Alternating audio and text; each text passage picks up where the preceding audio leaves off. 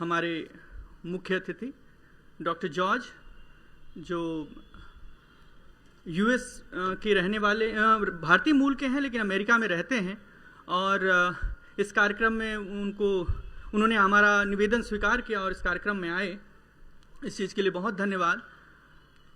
हमारे इस समृद्धशाली विरासत और इस गौरवशाली ऐतिहासिक इमारत और इस लाइब्रेरी संग्रहालय के निदेशक, जिनके आशीर्वाद और स्नेह से ये कार्यक्रम सफल होने की ओर है, डॉक्टर पुष्कर मिश्रा सर, और हमारे गुरुजी का आशीर्वाद मुझे लगता है कि जितने कलाकारों की कृतियां रही हैं, हर कृतियों पे विशेष आशीर्वाद गुरु। हमने मनुष्यता के पथ प्रदर्शक राम, मेरी चर्चा हुई निदेशक सर से, तो हमने कहा कि ये कार्यक्रम किसी भी धार्मिक और किसी तरह के बंधन से मुक्त है, क्योंकि भगवान राम को जब इस देश के बहुत बड़े शायर अल्लामा इकबाल कहते हैं कि वो इमामे हिंद हैं, तो इमामे हिंद कहना कि मतलब वो इस राष्ट्र की नहीं, इस पूरे संसार की आत्मा हैं भगवान राम। और भगवान राम का जीवन व्यक्तिगत जीवन से लेके सांसारिक जीवन,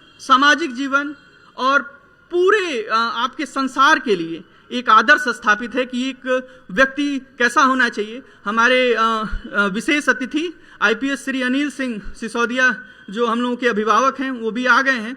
विलम्ब आए हैं इस चीज़ के लिए, तो मैं चाहता हूं, क्योंकि बहुत लोग इनको जानते हैं कि अयोध्या में लंबा समय भी रहा है, एसपी सिटी के रूप में इनका कार्यकाल रहा है, और उतने ही अद्भुत वक्ता हैं, उतने ही अद्भुत काम करने वाले हैं। मुझे लगता है जहाँ से ये मौलिक रूप से आते हैं, वहाँ के मंदिरों के संरक्षण और उसके लिए बहुत काम किया है।